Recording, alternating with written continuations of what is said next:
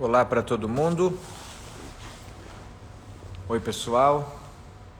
Fala Rafael, Raquel, Gabriel. Daqui a pouquinho Sandra Volpe conosco.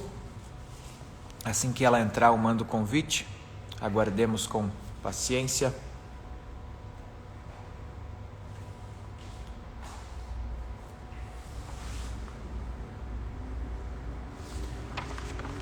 Sandra Volpe vai falar sobre psicoterapia corporal, análise bioenergética.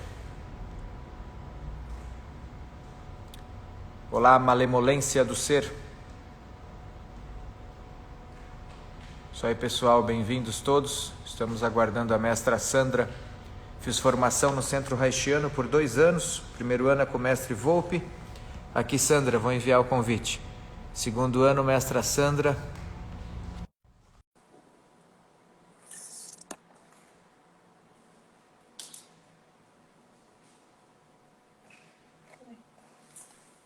Ali, tudo bom, Sandra? Oi, Dante. Tudo certo por aí? Dante, deixa eu colocar um fone aqui. Tá. Quer que eu vá lendo o teu currículo enquanto tu te prepara?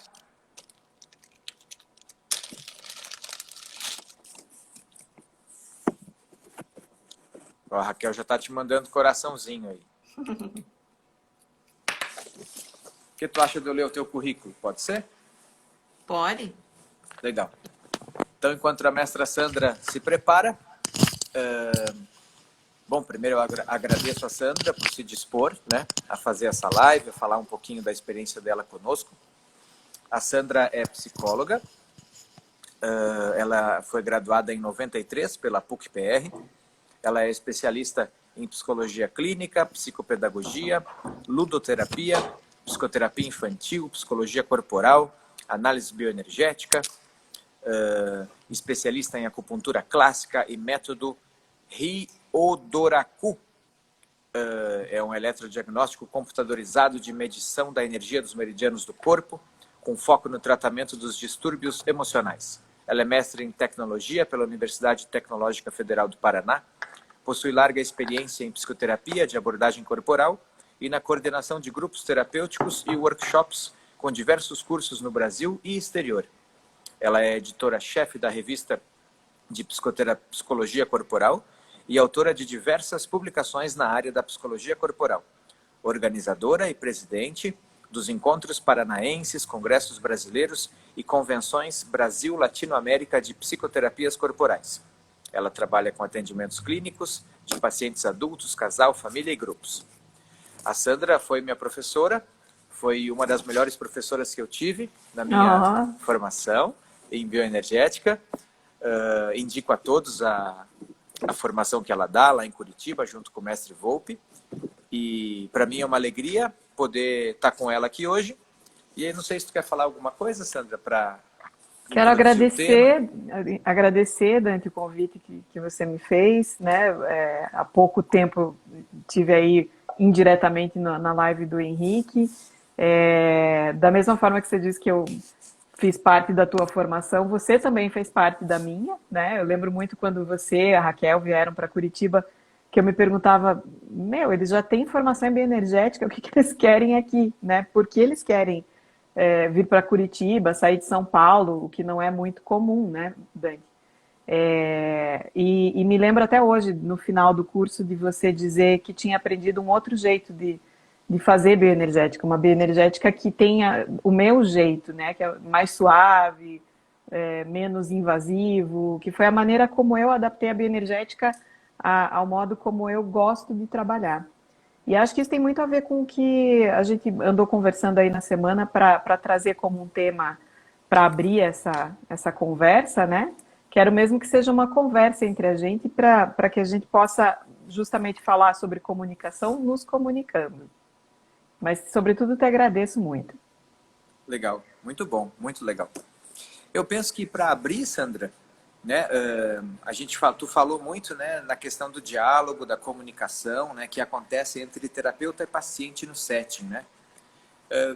Como que tu poderia expor para o pessoal, né?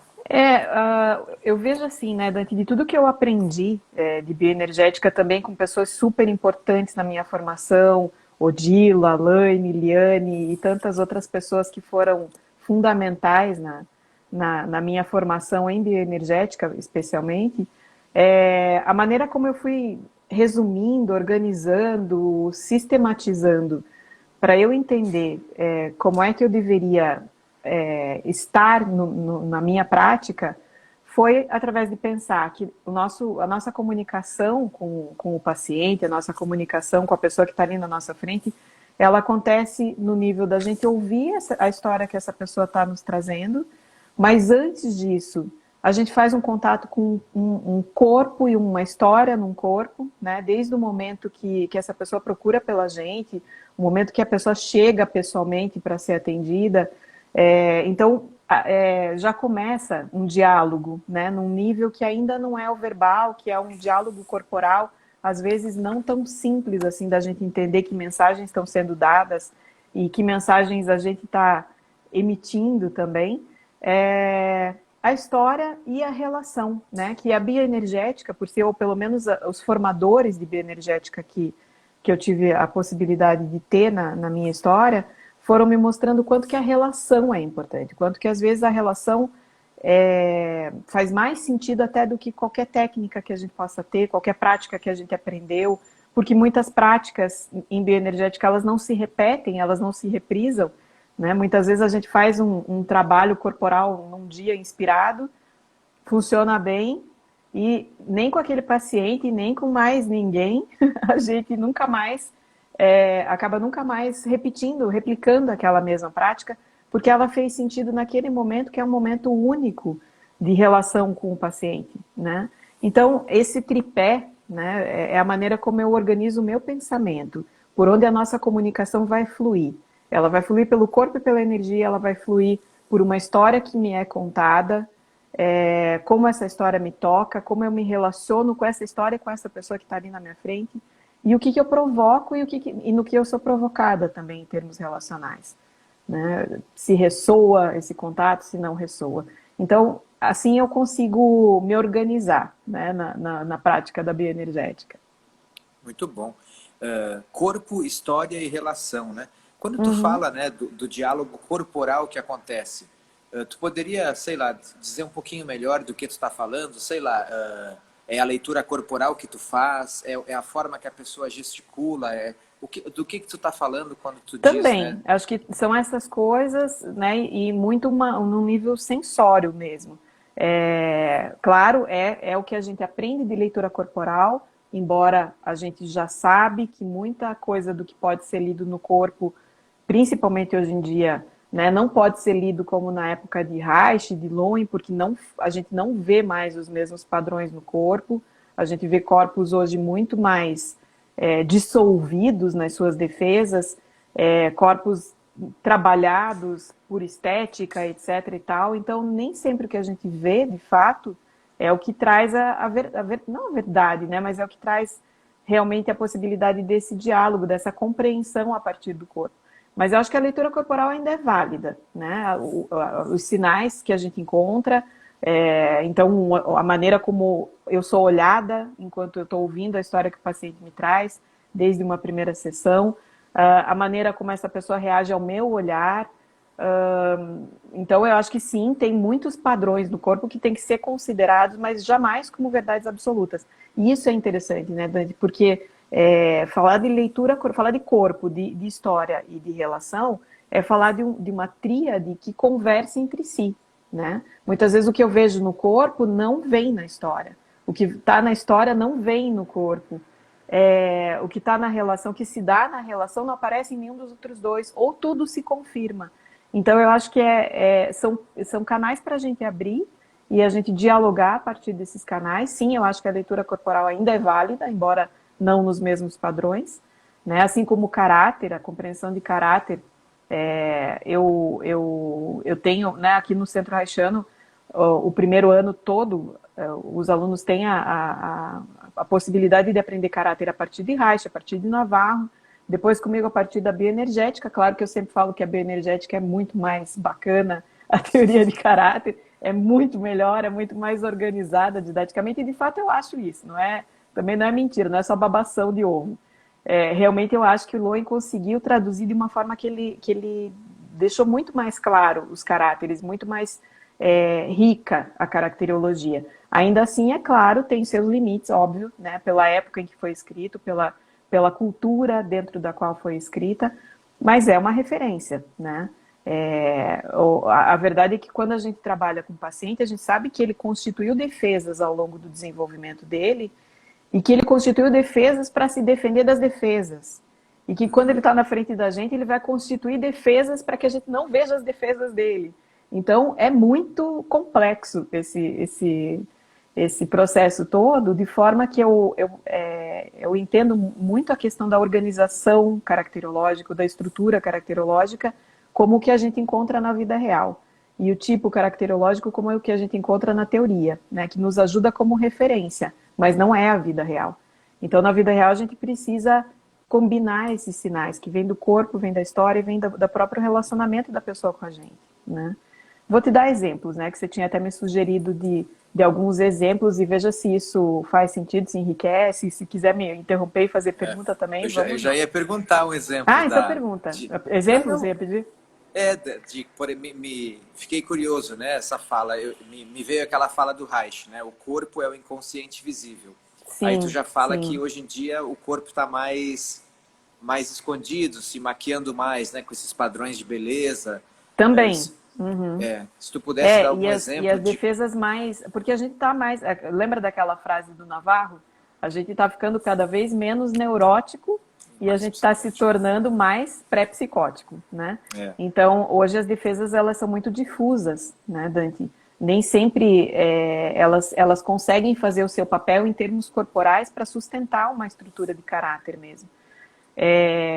Mas vou te dar um exemplo eu pensei que exemplo seria interessante, e eu acho que assim, partindo de uma mesma queixa, né, duas pacientes diferentes, e duas pacientes que vêm com uma queixa que me tocam também pela questão de serem duas mulheres e de ter a ver com a maternidade, que é alguma coisa que eu batalhei muito para conquistar na minha vida também. Mas enfim, então veio uma paciente que essa nem ficou em terapia. Ela veio falando sobre estar em tratamento para engravidar. Desde a hora que ela chegou no consultório, né, super formal, vestida formalmente, toda arrumadinha, vinha de um dia inteiro de trabalho, veio no final do dia para a sessão, mas parecia que ela tinha saído do banho naquela hora, assim, ela tinha passado um dia inteiro no trabalho, né, impecável na sua forma de vestir, na maquiagem que ela usava, no cabelo bem arrumado, né, e me trouxe essa questão de estar em tratamento entrando para uma terceira tentativa de engravidar por meio de fertilização, e que as duas primeiras vezes tinham falhado, tá? Então logo eu comecei a ouvir essa história e pensei, né, ela está percebendo que alguma coisa nela bloqueia ela poder ser mãe. Mas não era isso. O que ela me trouxe como queixa foi que ela tinha um problema no trabalho, porque ela precisava que o chefe dela entendesse que ela precisava sair uma terceira vez para tratamento, né? Ela ia ficar afastada do trabalho. E aí o chefe já tinha feito uma crítica com relação a isso, do tipo, né, você se ausentou já 2 vezes, vai fazer de novo tudo isso, vai se ausentar de novo do trabalho, e ela estava com medo de ser demitida e tudo mais. Aí eu acabei, lógico, ouvi essa queixa, mas também questionei a questão de estar indo para um terceiro tratamento, ter feito vários implantes de embriões no seu útero e nenhum ter dado certo. E ela me usa essa frase aqui: não, isso não tem... quanto a essa questão, o que aconteceu foi que a ciência errou. Ponto. Só, certo? E completamente impenetrável do ponto de vista de, não, eu estou preparadíssima para ser mãe, eu só estou aqui para falar de como eu vou lidar com isso no trabalho, e a ciência tem que acertar comigo. Beleza, né? Ouvi, primeira sessão, trouxe todas as questões dela e tal. Na segunda sessão, ela tinha já sido demitida. Então, não tinha mais a questão do trabalho, né? Por conta, não do tratamento, obviamente, objetivamente falando, não era por isso que ela tinha sido demitida, mas acabou sendo demitida.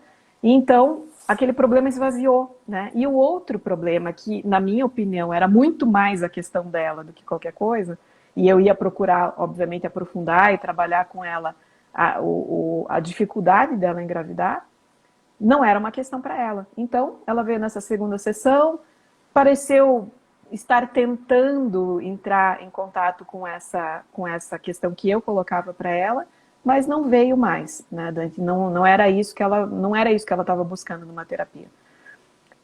Então esse é um exemplo, né? Uma pessoa muito rígida, com uma obsessividade na maneira de se portar e até na maneira como ela estava se relacionando com o próprio tratamento. Tu diz um exemplo que ela nega a fragilidade, a impotência de, no caso... Com certeza, com certeza. E eu acho que tinha uma histeria muito forte ali que impedia ela de relaxar e perceber que essa questão precisava ser trabalhada. Talvez se ela tivesse ficado por mais tempo, e talvez eu tenha errado em algum lugar para ela não ter ficado, mas talvez se ela tivesse ficado por mais tempo, ela, quem sabe, fizesse contato com isso, até pelos meios que a bioenergética nos dá de ajudar a pessoa a fazer contato consigo mesma, né, através do grounding, com a sua realidade. Talvez ela tivesse percebido a necessidade de trabalhar essa questão, mas não foi o caso. E Posso fazer uma pergunta? Pode. É uma pergunta do Gustavo Nakayama, meu colega aí de Centro Haitiano. Querido, Ele perguntou, né, sobre como que tu vê essa questão das cirurgias estéticas que mudam o corpo, né? Como que fica a leitura corporal quando a pessoa, sei lá, fez uma bariátrica? O que tu sente disso? Olha, eu acho que assim, é claro que as defesas aparecem de outras formas, né? O fato da pessoa procurar, às vezes, não por uma questão de saúde, né? Isso não só os procedimentos estéticos, mas o fato dela buscar, às vezes, malhar muito, né? Querer um corpo perfeito, a competitividade que a gente vê em meninas tão novas hoje em dia com relação ao corpo, tanta situação de não aceitação do corpo já muito cedo na vida hoje em dia, né, Dante? Eu acho que isso já mostra um pouco do funcionamento do caráter e do quanto a gente está desapegado do nosso corpo, no fim das contas, né? Quando a gente tem uma cirurgia, quando a gente tem um procedimento estético, eu vejo que aí a gente também tem que procurar para onde a defesa foi, né? Sei lá, no exemplo da bariátrica. Então a pessoa lidou com a sua oralidade desse jeito, né? Ou com o seu masoquismo desse jeito. Fez uma cirurgia, reduz estômago, portanto reduz peso, e muito frequentemente, por mais preparada que essa pessoa tenha sido psicologicamente antes para a cirurgia, depois da cirurgia ela não se reconhece mais naquele corpo. E aí vem outras compulsões, por exemplo, né? Então, a gente sabe que a defesa migra. Nem sempre ela vai estar tão visível no corpo, mas como eu falei no começo, como se conversam o corpo, o que a pessoa traz no discurso dela e a maneira como ela se relaciona com a gente pode enxergar as defesas em diferentes canais de comunicação, né? Por isso o corpo não é a única instância que a gente vai considerar para compreender a defesa de alguém. Acho que fica respondido dessa forma. Muito legal. Aí voltando por esse exemplo que eu estava dando, né, prosseguindo com ele, tem aí um outro caso com uma queixa parecida, mas essa pessoa não tentou tratamento nem nada ainda, até esse momento. Mas ela chegou aos 40 anos e não aconteceu até agora a maternidade na vida dela, e ela trouxe justamente essa questão, também não do ponto de vista de, olha, eu preciso entender por que eu não estou me tornando mãe, porque estava muito claro que ela não se tornava mãe porque ela não estava numa relação em que ela se sentia segura. E foi a relação que foi trabalhada por primeiro. Mas aí essa paciente, por exemplo, me traz um desejo de parar de ter vontade de ser mãe, né? De que ela pudesse ser abençoada por não sentir necessidade de ser mãe. Então, eu acho que nisso, né, são dois exemplos com uma queixa parecida que envolvem essa questão da maternidade, mas de um lado uma extrema rigidez, de um outro uma afabilidade muito maior, né, um desejo muito mais presente, e até um desejo de não desejar mais pelo sofrimento que uma mulher tem ao tentar engravidar, ao tentar ser mãe e não ser, né? E, enfim, né, eu acho que são dois exemplos que... E aí, lógico, corporalmente falando, né, uma pessoa muito mais relaxada, muito mais em contato consigo mesma, muito mais sensível às suas próprias emoções, né? Até algo que é raro da gente encontrar hoje em dia, porque as pessoas estão muito cindidas mesmo dos seus afetos, né, Dani? Sandra, o terapeuta Elias aqui, ó, ele comenta que ele sente que no consultório dele estão chegando muitas pessoas com infertilidade, né?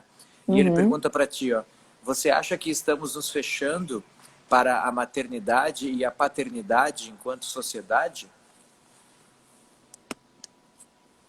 Pergunta interessante e difícil de responder, né? Claro, né? Eu acho que se a gente pensa na coisa de instinto, né, a gente perdeu muito contato desde muito cedo na vida, há muito tempo, né? A gente já nasce com esse contato perdido. Então, o fato da gente estar tão cindido no nosso corpo, acho que resulta de que a gente também não tem contato com os nossos instintos, né? É claro que é muito polêmico a gente falar da história do instinto materno, né? Muita gente não aceita a coisa colocada nesses termos porque simplesmente entende que não é uma questão instintual, uma questão super permeada pela cultura, pela nossa sociedade, pela exigência que se faz das mulheres. Mas eu acho que a gente está super centrado na gente mesmo, e esse é um problema que não nos permite abraçar a possibilidade da gente ter alguém que dependa por um tempo, que tire a gente do nosso próprio centro, que, enfim, né, a gente só vê as perdas no primeiro momento, vê um monte de perdas quando se pensa em maternidade e paternidade num primeiro momento dentro dessa sociedade que não deixa a gente parar para nada. E vejo, até mais do que essa coisa do se fechar para a maternidade e para a paternidade, eu vejo o quanto as pessoas realmente estão num exercício da maternidade e da paternidade bem equivocado também, né? Tentando facilitar a própria vida, deixando os filhos à toa por aí, enfim, né? Acho que é algo que, assim como a gente se perdeu no nosso corpo, também acho que a gente se perdeu nesses instintos naturais, né? E entre eles também a nossa possibilidade da parentalidade. Muito legal. Eu visualizo bastante também como está se dando, né, a educação, a relação com os filhos, né, hoje com a tecnologia, né, o tempo que os pais têm, né. O Gustavo mandou outra pergunta aqui. Vai te atrapalhar eu perguntar? Tu tinha um exemplo para trazer? O que tu prefere? Faça a pergunta dele? Pode fazer a pergunta. Posso fazer? Por favor. Ele falou assim, ó, e as pessoas aos 20 anos com desejo e planejamento de não engravidar, mas sim adotar? Comente sobre isso, por favor. Bom, eu acho que aí também é de uma, né? Bom, eu sou mãe adotiva, né? Nesse ponto eu sou super suspeita para falar de adoção. Eu não sou do tipo que levanta bandeira, né, de adoção. Não, nunca foi o meu perfil. Falo isso para as pessoas que me perguntam, né? Não sou de dizer, todo mundo devia adotar. Mas comigo foi assim que o caminho da maternidade aconteceu, né? E digo que só é uma outra forma. Então, não sei se é exatamente o que o Gustavo está procurando saber, mas assim, eu acho que, lógico que isso pode ir desde uma pessoa que, eu não quero submeter meu corpo à maternidade, né? Eu não quero engordar por causa de um bebê dentro de mim, eu não quero que meus peitos caiam porque eu tenho que amamentar, né? Então, super mega preocupado com estética, isso é uma possibilidade. Então, mais fácil adotar. E aí, lógico, a gente precisa olhar o que essa pessoa está tentando fazer, né? De repente, ela simplesmente está tomando como uma tarefa absolutamente racional, né? Que deve ser cumprida de um ponto de vista racional, maternar, né? Isso não vai ser uma maternagem de verdade, e sim vai ser por um status de ter filhos, de repente, né? Claro que eu acho que essa é uma possibilidade. Uma outra possibilidade é a D. Essa história, às vezes, eu conto que é uma história da minha experiência pessoal, né? Antes sequer de eu pensar em ser mãe, um dia eu fui fazer uma compra numa loja de departamento. A hora que eu cheguei no caixa para pagar, do nada, o cara me perguntou assim, você tem filhos? Eu era novinha, né? Eu falei, ainda não. Daí ele falou, então não tem, adote. Eu falei, credo, o que esse cara me falou isso, né? Fui embora e ok, né? E depois tentei engravidar e depois optei pela adoção. Então, eu acho, né? E acho que a adoção faz muito sentido. Na verdade, esse cara falou mais uma coisa bem importante. Ele falou, tem muita criança no mundo, não precisa mais fazer outras, né?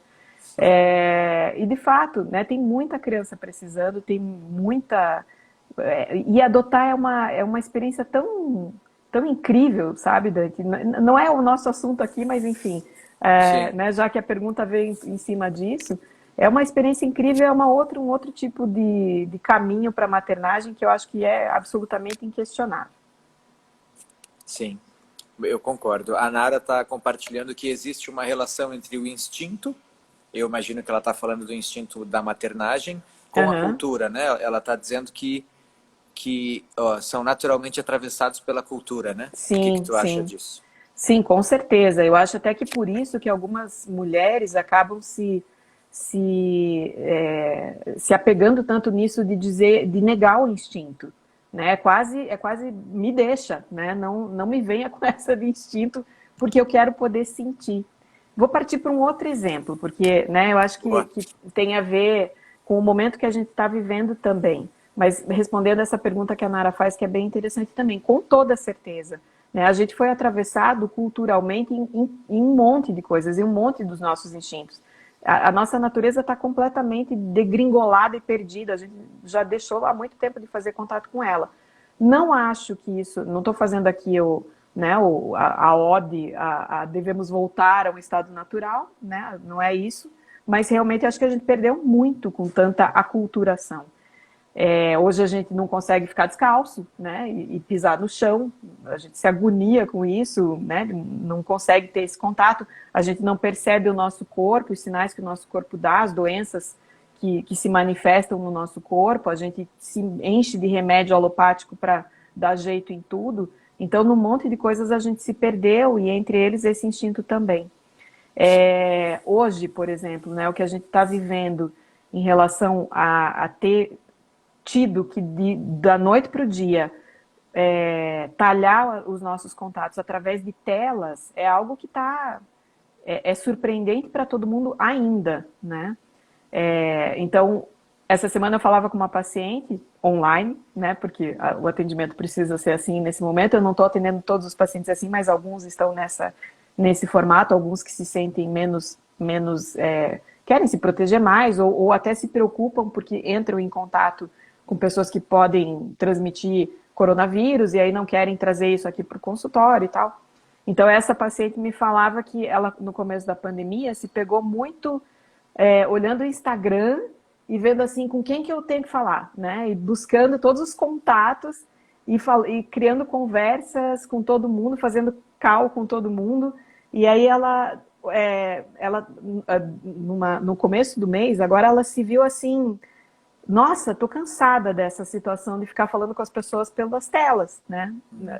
E aí a gente trabalhou um pouco sobre o quanto ela estava fazendo, né, o quanto ela estava se encontrando com as pessoas por telas ou fora das telas.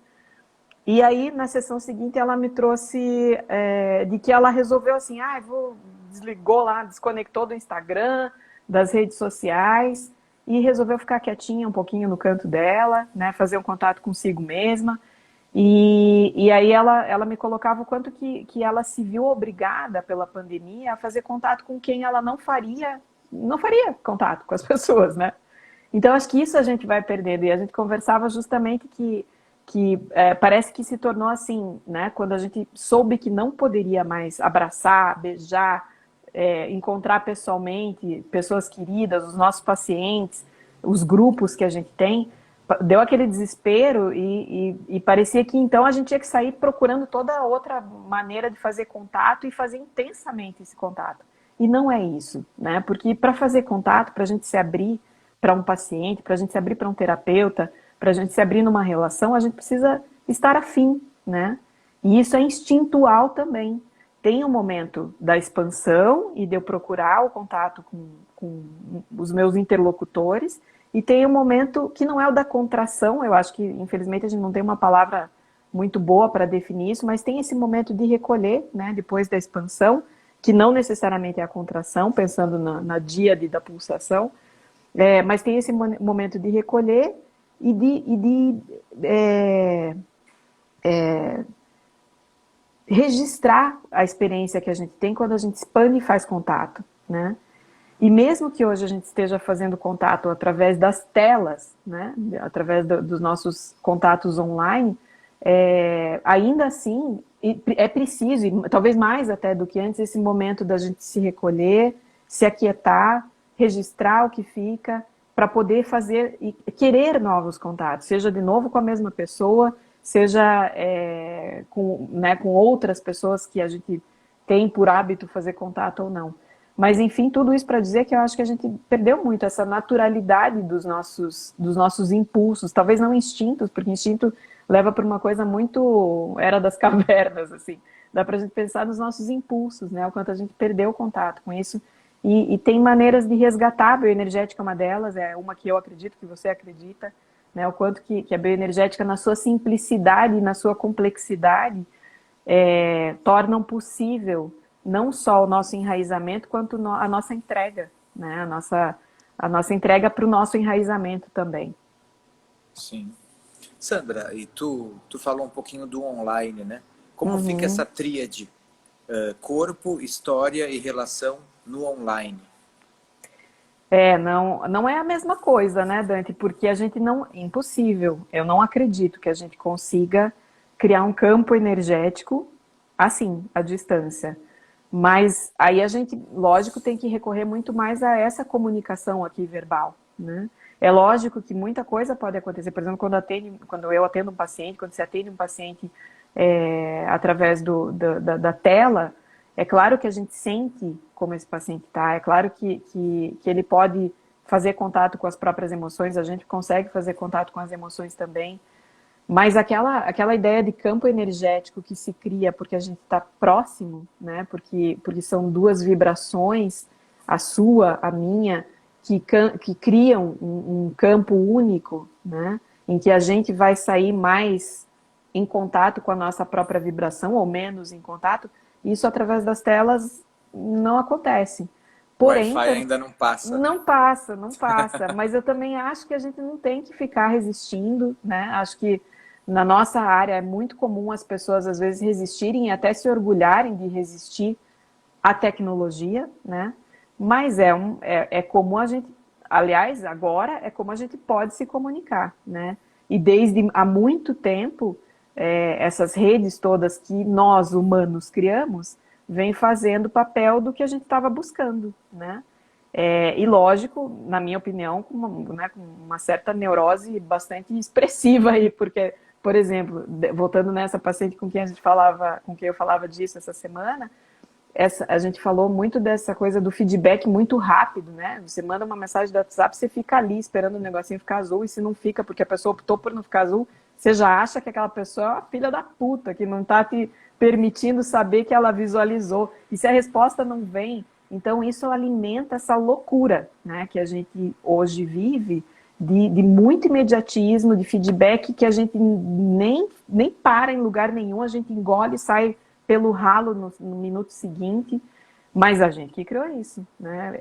É do ser humano essa tecnologia. Então, se isso atende e se a gente acaba nutrindo esse tipo de contato, é porque era isso que a gente estava buscando, afinal de contas, né?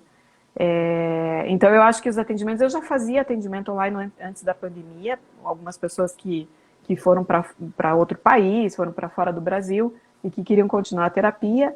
Tive a experiência de atender uma pessoa que não era minha paciente e que eu sempre procuro assim, quando a pessoa foi lá para... Por exemplo, eu tive paciente em Taiwan. Eu sempre procurava, tem terapeuta brasileiro lá que possa atender essa pessoa, porque vai ser melhor para ela ter um terapeuta, nem que não seja bioenergético, mas um terapeuta brasileiro. Quando eu não encontrava, né, aí ok, aí eu acabava atendendo. E tive tenho uma situação até hoje, de uma paciente que mora fora, quase nunca vem para o Brasil, e quando vem, não vem aqui para Curitiba. Então, essa paciente é 100% online no meu atendimento com ela. Ainda assim, eu acho que o trabalho, mesmo o trabalho corporal é possível, nisso a bioenergética nos dá muito recurso, né? Porque quase todos os trabalhos de bioenergética, eles são possíveis, ok que não é o ideal, mas eles são possíveis de serem executados, de serem vividos, sem que a gente esteja ali muito perto do paciente, né? Então, trabalhar o grounding, trabalhar o longing, trabalhar kicking, trabalhar exercício de cair, tudo isso é possível mesmo que a distância, né? Nesse sentido, acho que a bioenergética nos facilita muito a vida, porque tem menos contato físico mesmo, assim como, né, se a gente pensar massagem haitiana, se pensar nos actings de análise haitiana, eles requerem mais a atuação do terapeuta junto do seu paciente. Mesmo se eu preciso, por exemplo, né, porque na minha prática eu faço as minhas misturas de bioenergética, por exemplo, com alguns actings de vegetoterapia, às vezes se eu preciso, se eu acho que é conveniente que a pessoa trabalhe com uma concha, por exemplo, eu peço para alguém da família fazer, né, e aí eu oriento que a pessoa esteja lá fazendo. Já tive várias situações assim, que era imprescindível que se fizesse uma concha, né, que na minha opinião é o grounding da vegetoterapia. Sandra, talvez Pois não. algumas pessoas não saibam o que é a concha, né? Sim, sim. Tu explica ou eu explico? Pode explicar. A concha ai, meu Deus. A concha é um acting da Vegeto em que a gente põe as mãos aqui nos ouvidos, né, para dar um ground. Isso. Que Que remete relembra à o útero, etapa, né? isso, remete à etapa de gestação, né, primeiro trimestre, o restante da gestação. E a rigor, né, criado pelo Federico Navarro, é uma prática de diagnóstico, né? Nem é uma prática terapêutica, digamos assim. É para você entender, porque normalmente as pessoas não têm memória dessa época da vida e às vezes também não têm a informação de como foi gestação, parto, né, o começo da vida. E aí a concha traz essa informação através do corpo. Essa, por exemplo, esse é um excelente exemplo, né, Dante, de que se a gente não tem a informação verbal, a gente tem a informação no corpo. Então, a concha, né, fazer esta concha que é mais abertinha, que remete ao primeiro trimestre da gestação, depois fazer uma mais fechadinha, que remete ao restante da gestação, nos ajuda muito a compreender o que energeticamente aconteceu com aquela pessoa. Às vezes, né, o que aparece é uma tranquilidade, às vezes é um desespero, né, e N exemplos entre a tranquilidade e o desespero. E com isso o corpo traz essa informação, que aí se torna inclusive desnecessário que a pessoa tenha a informação mesmo, né? Assim ela viveu, porque de repente vai lá perguntar para a mãe e a mãe diz: não, foi maravilhosa a sua gestação, eu queria tanto, deu tudo certo, foi tudo bem, né? Isso pode ser uma enorme mentira, como pode ser a maneira como a mãe viveu e a maneira como a criança viveu, né? E isso também fala do caráter. Então, mas é uma prática que, por exemplo, quando eu preciso fazer isso à distância, e tem alguém da família disponível, eu peço para alguém da família participar da terapia também. Então, acho que, assim, não é uma barreira, né, Dante? E é uma tendência. Eu tive pacientes agora, nesse período de pandemia, tive pacientes que... tive uma especificamente que com uma fobia social bem pronunciada, que para ela... Nossa, ela deu graças de ficar em casa e poder fazer terapia online, sabe? Dela não ter que vir ao consultório. Mas agora ela também já está, assim, querendo voltar, o que é muito bom, porque eu acho que ela se afundou tanto lá na solidão dela, no isolamento social e na fobia, que agora ela já percebe que ela pode sair disso, né? E que é bem esse movimento de contrair, expandir, de se recolher e expandir, que é próprio da pulsação. Então, para alguns pacientes caiu como uma luva, poder se refugiar dentro da própria casa, viver coisas que nunca viveu e agora poder ter vontade de vir para o mundo de novo. Está sendo muito legal ver isso, assim, de pacientes que agora, de novo, têm vontade de vir para o mundo, ainda que, né, algumas vezes não seja ainda possível. Eu tenho pessoas que estão se colocando muito mais, por exemplo, na sala de aula, na aula, né? Perguntam mais para o professor, se colocam mais do que na aula presencial. Porque essa distância cria essa proteção também, né? Tem o seu lado bom. Tu faz alguma associação entre autorregulação e a necessidade do existir no online hoje em dia? A tua filha estava comentando que é que ela falou bastante coisa, então eu me perdi, mas ela falou que é meio que natural, assim, a tecnologia virou algo que faz parte da vida, assim, resumindo um pouquinho, sim. né, a fala dela. Aqui em casa é uma briga, porque nós temos 2 filhos em fase adolescente, quase adultos, né?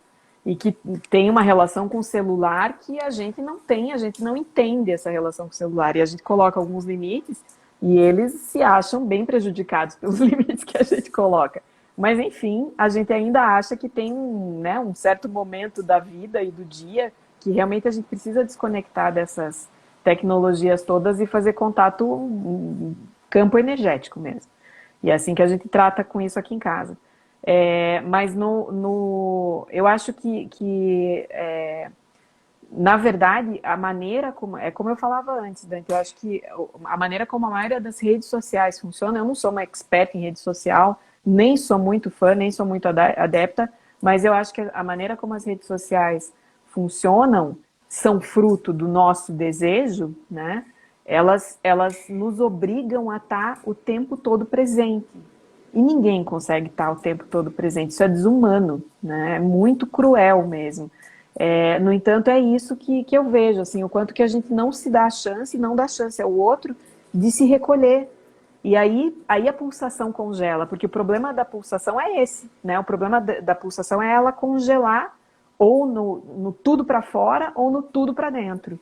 Eu acho que se repete no virtual aquilo que a gente tem como problema no nosso corpo, de ter parado na expansão ou ter parado na contração total, né? Claro que algum movimento sempre existe, porque do contrário seria a morte mesmo, mas no outro dia na live do Henrique você falou de uma pessoa num congresso nosso, né, numa prática nossa, que falou, não tem limites, a gente, tem sim, porque tem, né? Não existe, claro que contra limitações a gente precisa mesmo brigar, né? A gente precisa combater limitações, mas limites são necessários. E o limite dá essa possibilidade de um campo energético seguro o suficiente para a gente pulsar, para a gente ir e para a gente voltar, né? No virtual, hoje, as redes sociais especialmente, pelo menos como eu te falei, da maneira como eu vejo, elas nos cobram essa presença constante, essa expansão, 100% de expansão o tempo todo, né? Se alguém ficar quieto numa conversa de rede social, a pessoa diz, ei, o que está acontecendo? Né? Já é cobrada nisso. Então, eu acho que é muito cruel com o quanto a gente não pulsa, mas isso também pode se repetir muito na vida sem qualquer tela, né? Porque as pessoas podem nos cobrar um sorriso no rosto o tempo inteiro, podem nos cobrar uma disponibilidade 100% o tempo todo, e não dá, né, Dante? A gente, por mais que a gente queira, né, a gente que é terapeuta e quer estar disponível sempre o tempo todo, não dá, não é assim que funciona. Existe no humano essa possibilidade de se recolher, é necessário. O Romário Melo compartilha que os pacientes dele, ele sente que eles estão aprofundando muito mais a questão da análise. Tu sente isso de alguma forma? Acredito, eu vejo isso acontecer também, acho que é bem uma possibilidade, né, nessa hora, e eu acho que se a gente não tem uma base boa de análise, porque a bioenergética é também análise, né, se a gente não tem uma base boa de como a gente conduz essa análise, nessa hora ela vai fazer falta mesmo. Eu acho que é como qualquer outra relação que está começando assim nessa condição da distância e do virtual. Mesmo as relações que não terapêuticas que estão se estabelecendo nesse momento, elas estão dando a possibilidade de que as pessoas não ajam impulsivamente, não vão para o passo seguinte da relação com tanta pressa, né? E acho que nos atendimentos isso tem acontecido também. Quem já vinha em terapia e passou para o virtual, acaba que nesse momento tem essa possibilidade mesmo de se aprofundar em se conhecer por um outro viés, por um outro meio, né, conduzido por seu terapeuta, junto do seu terapeuta. E quem inicia assim, porque muitas pessoas optaram por fazer terapia, tá todo mundo precisando pra caramba, né, Dante? Vamos falar a verdade. Todo mundo bem doido, precisando de terapia. Quem começou no virtual, acaba que majoritariamente vai ter essa parte analítica mais bem trabalhada nesse momento. A gente não tem como já ir para o corpo, às vezes não tem vínculo para isso, né? Sim. Apesar de que, assim, na minha prática eu também não acho que... eu sempre falo, eu sou virginiana, meu ascendente é em touro, eu sou super aterrada, né? E eu sinto que eu preciso, quando eu começo um novo caso, um novo paciente, eu sinto que eu preciso ter muita noção de que terreno eu estou pisando, eu uso esse termo. E a análise nesse momento me ajuda, né? Porque não me atrevo muito assim a sair fazendo trabalho corporal sem saber em que terreno eu estou pisando, sabe? O trabalho Sim. corporal vem como a minha, né? Eu aprendi isso na minha formação também. O trabalho corporal, principalmente o de bioenergética, que é algo que exige da gente criatividade, apesar de ter ali a sua metodologia básica, mas exige muita criatividade. Eu vejo que o trabalho corporal é a nossa interpretação, né? Se a gente entendeu o que aquela pessoa está precisando do ponto de vista analítico, a gente consegue traduzir isso num trabalho corporal. Claro que não é que funcione super na primeira vez, mas a gente vai construindo isto, né? A gente tem ali os exercícios básicos, então quem jamais a gente vai deixar de começar com um grounding, por exemplo, né? Com um exercício de enraizamento, é super necessário pelo paciente e pela gente também, para a gente ir compreendendo que prática esse corpo precisa. Sandra, Oi, pode tu falar. falou, eu achei muito legal, né? Tu falou que o virtual e o real, né? Eles se confundem, né? Hoje em dia o virtual está super presente e o virtual reflete o real, né? A forma como a pessoa se coloca no virtual diz muito do caráter dela, né? Eu fiquei Sim. pensando aqui, tem pessoas, tem terapeutas, e aí eu estou perguntando para ti, né? Tu, por exemplo, faz uma leitura corporal, né? Uma análise do mundo virtual do paciente, sei lá, tu observa o Instagram, as redes sociais do paciente e tira conclusões para ajudar na prática? Eu não costumo fazer isso porque eu sou mesmo, né? Instagram eu tenho há pouquíssimo tempo, WhatsApp eu demorei um tempão para ter, Facebook tá lá largado, então não tenho esse costume. Eu vejo muita gente que eu supervisiono, né, com esse costume de antes mesmo do paciente vir ir lá no Facebook, no Instagram, pesquisar um pouco a pessoa, né? Assim como recebo pacientes que dizem, eu dei uma pesquisada no seu Facebook, dei uma olhada lá, né? As pessoas pesquisam a gente virtualmente hoje. Mas eu não faço isso. Mas eu acho que é bem importante a gente entender que papel isso faz na vida da pessoa, sabe? Às vezes, né, eu tinha uma paciente há tempos atrás muito borderline, e ela né, começou com uns relacionamentos de namoro aqui, outro ali, e ela me falava assim, então eu falei para o rapaz isso, e ele me disse aquilo, e eu falei mais não sei o quê, né? E eu imaginando uma conversa, né? Aí não sei por que, cargas d'água, em algum momento eu falei, ele falou isso para você, ele, né, né, vocês falaram isso pessoalmente? Porque eles se viam pessoalmente também? Não, pessoalmente a gente quase nem fala, a gente fala. Ele me manda mensagem, me manda áudio, eu escuto, daí eu mando áudio para ele, e assim é a conversa, né? Falei, caramba, eu não conseguiria, mas enfim, tem uma geração que já consegue fazer isso, né?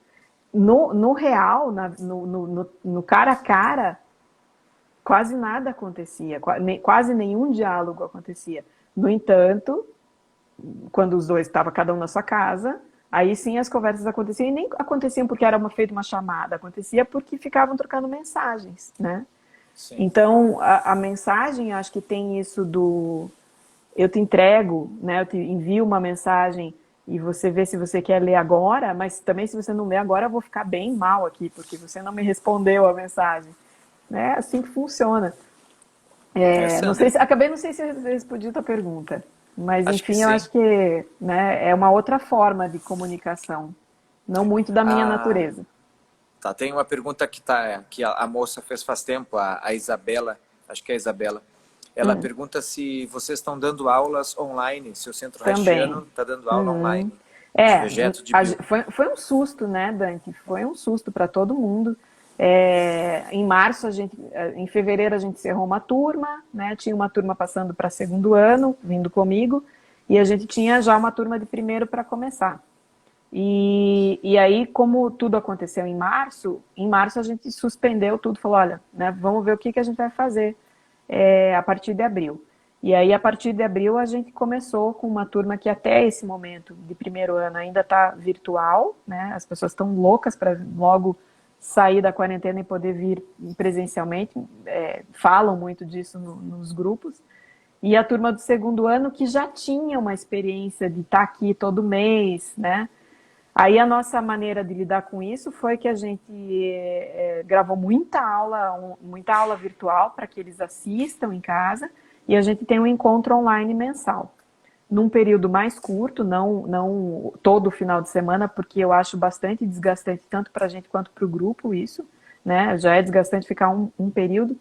E agora a gente introduziu, há uns 2 meses, a gente introduziu também trabalhar na prática, né? Então, mesmo à distância, aí cada um no seu espaço, providencia seu material e a gente faz o trabalho corporal também dessa forma, né? Então, a parte teórica é a parte corporal.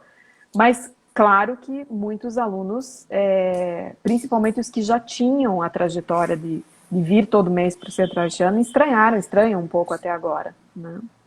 E o congresso vai ser online ou o que vocês fizeram com o congresso? O congresso a gente, a princípio, tinha passado para outubro, depois a gente percebeu que outubro também não vai rolar, né? O hotel, inclusive o lugar onde a gente faz, fechou e só vai abrir com pouca capacidade e tudo mais. Não, já nem comportava quem a gente tinha de inscrito até então. E aí a gente deixou para o ano que vem, lamentando um monte, porque esse ano era nosso jubileu de prata, né? 25 anos. A gente estava muito afim de fazer o congresso esse ano, mas não deu. Também, né, é o que temos para hoje. A gente precisa se adaptar e a gente entende que seria... A gente pensou na possibilidade do online, mas realmente, né, tanto pensar na energia que o congresso mobiliza, tem online, parecia que, né, que jamais a gente conseguiria mobilizar tanta energia online, e eu acho que não conseguiria mesmo. E pensar em ter tanta restrição de contato estando num lugar presencialmente, e aí a gente optou por nenhum nem outro, né? E vamos esperar que o ano que vem a gente esteja numa condição melhor para se encontrar. O pessoal está lançando a hashtag aí, ó, para vocês fazerem online. E o Paulo, lembra do Paulo que fez formação aí? Sim, ele pergunta sim. se vocês vão aceitar novas inscrições de trabalhos. Provavelmente sim, porque a gente, o ano que vem, vai precisar fazer uma nova grade vai ser preciso rever toda a grade de apresentação de trabalhos para o ano que vem. Então, provavelmente a gente vai, né, no começo do ano a gente tendo um pouco mais de noção, final desse ano, começo do outro, a gente tendo noção se realmente dá para realizar o congresso em junho, que daí voltou para a data que é sempre, né, que é Corpus Christi, aí a gente abre um novo prazo para os trabalhos. Sandra, a gente tem 7 minutos. Como tu tem algum recado assim para os estudantes, para os interessados, para os jovens da psicoterapia corporal? Bom, primeiro que eu sempre penso assim, nossa, quanta honra, né? A gente vê tanta gente nova chegando para a nossa área, tanta gente interessada na corporal, tanta gente vendo sentido nisso. Fico sempre muito honrada de receber novos alunos, de ver que outras pessoas também têm novos alunos, que as pessoas estão interessadas pela corporal. Eu acho que assim, né, a corporal, até no outro dia quando você conversava com ele, que você, né, mencionaram que eu disse em algum momento que toda terapia corporal, eu não vejo como não ser, não tem jeito, né? Mesmo que não se faça trabalho corporal, a terapia ainda assim é corporal, porque é isso, existe um diálogo energético que está acontecendo o tempo todo. Então, o que eu digo é, faça o seu grounding, né, para estar com as suas próprias emoções, para estar com a sua própria energia, para estar aberto a si mesmo, porque a gente não consegue se abrir para outro se a gente não está aberto para a gente mesmo. Acho que esse é o principal. E eu acho que a gente tem que evitar um pouco esses imediatismos todos, sabe, Dante? Você deve ver hoje, outros colegas nossos devem estar percebendo um movimento muito, uma coisa de vender a corporal, né? Que triste isso, da gente ver uma coisa de ganhe dinheiro com leitura corporal, por exemplo. Acho triste demais. Nossa, no Instagram tem um pessoal que faz um trabalho assim, meu Nossa, Deus. que é bizarro aquilo, bizarro. É. E a gente tem recebido muita gente que às vezes liga aqui para o Centro Haitiano, ou manda e-mail, ou manda mensagem por qualquer meio que seja, dizendo como que vocês estão cobrando barato por, né? É um negócio que a gente vê na internet que é caríssimo e que as pessoas estão ganhando dinheiro. E, né, outro dia eu recebi a ligação de uma pessoa que disse que fez uma conta, estava aí num workshop com não sei quantas mil pessoas e fez uma conta e a pessoa, nossa, eles vão ganhar, sei lá, 12 milhões de reais. Sabe? E a gente cobrando baratinho aqui nos nossos cursos, né? Nas nossas sessões. Baratinho não, eu acho que é o preço justo, não é uma questão de ser barato. Mas eu acho que infelizmente, está vindo uma onda muito... Né? A gente já está surfando uma onda muito desse imediatismo. E aí ela atinge a corporal também. Né? Porque, de repente, as pessoas estão muito interessadas em, assim, leia meu corpo, diga que caráter eu tenho, que é pobre demais uma coisa dessas. Diga que caráter eu tenho para eu saber o que eu tenho que fazer, o que eu tenho que fazer com os outros ainda e dominar o caráter dos outros. Que isso, né? Que coisa, que empobrecimento. Eu acho que a gente vai precisar de muita força de gente nova e do pessoal das antigas como a gente para conter um pouco essa explosão de imediatismo na corporal, né? Porque a vida está assim, muito imediatista. Então eu acho que a gente precisa segurar essa onda no nosso campo, porque não funciona desse jeito, né? Tudo tem seu tempo, as coisas precisam da sua atenção, carga, descarga e relaxamento. A gente precisa da autorregulação. Sandra, e como tu vê o futuro da psicoterapia corporal? Eu acho que não tem jeito de não ser um futuro maravilhoso se a gente conseguir, né, estar com a gente mesmo, estar enraizado no nosso próprio processo, no nosso próprio organismo, no nosso sistema energético. Porque eu acho que cada vez mais assim, né, Dante, não... É isso que eu digo, não tem como a gente pensar uma psicoterapia que não inclua também o corpo, especialmente num tempo em que as pessoas estão tão cindidas dele. Né? Se a gente for no viés dessa cisão, não tem sentido, né? Eu não vejo sentido nisso. Então, acho que a corporal faz todo o sentido, desde que realmente a gente não caia no extremismo da resposta imediata, da resolução imediata para uma estrutura defensiva que a gente criou. Não foi à toa, né? E foi ao longo de anos e anos de uma vida que a gente não vai poder simplesmente baixar e dizer isso não presta, seja de outro jeito. Isso não funciona. Não é assim. Né? Sim. Sandra, a gente tem 2 minutos. Penso que agora é o momento de tu te despedir, de tu dizer o teu tchau. Eu já vou aproveitar e vou te agradecer. Muito obrigado mesmo por tu ter, né, disposto o teu tempo, tua energia, teu carinho. Tiveram muitas pessoas que agradeceram, te mandaram corações, relembraram de como é bom ser teu aluno, né? De como tu coloca afeto no teu trabalho, de como tu trabalha com prazer. Eu sou uma das pessoas que recebi esse afeto, esse acolhimento, né? E quero te agradecer de novo por isso. E, enfim, a gente tem 1 minuto e 40 segundos para te finalizar. E desculpa, pessoal, que eu não pude falar para a mestra Sandra todas as perguntas de vocês, porque não tem como mesmo. Dante, obrigada mais uma vez, né? A gente vem formando pessoas há tantos anos, mas algumas que vêm ficam para sempre no nosso coração, na nossa mente, ficam como pessoas que fizeram e fazem a diferença mesmo, que honram a psicologia corporal. Você é uma dessas pessoas, então eu super te agradeço, né, essa possibilidade de vir falar. Um pouco inédito, né, eu ter o espaço só para eu falar, porque quando eu divido com o Henrique, eu sempre saio na desvantagem, né, o Henrique fala pra caramba, mas assim ele é também, são essas características. Tem gente que fala muito, vocês têm que parar de brigar, e a gente briga de brincadeira, assim, muitas vezes, né, super de brincadeira. As brigas sérias são em outro contexto, mas quando a gente se coloca os dois juntos, né, são duas maneiras de lidar e, enfim, foi muito prazeroso poder ter esse espaço, né? Eu agradeço pra caramba você ter aberto esse espaço, a pedido das pessoas que na live do Henrique sugeriram a live para mim também, né? Comigo também. agradecer muito a presença das pessoas conhecidas e desconhecidas. Fico super feliz de saber que, né, que elas também gastaram esse tempo aqui com a gente. Muito obrigada. Legal. Muito obrigado, Sandra. Muito obrigado, pessoal. A live vai ficar disponível no IGTV. Um grande abraço para ti, para o Henrique, para todo mundo aí de Curitiba. Obrigada, Dante. Super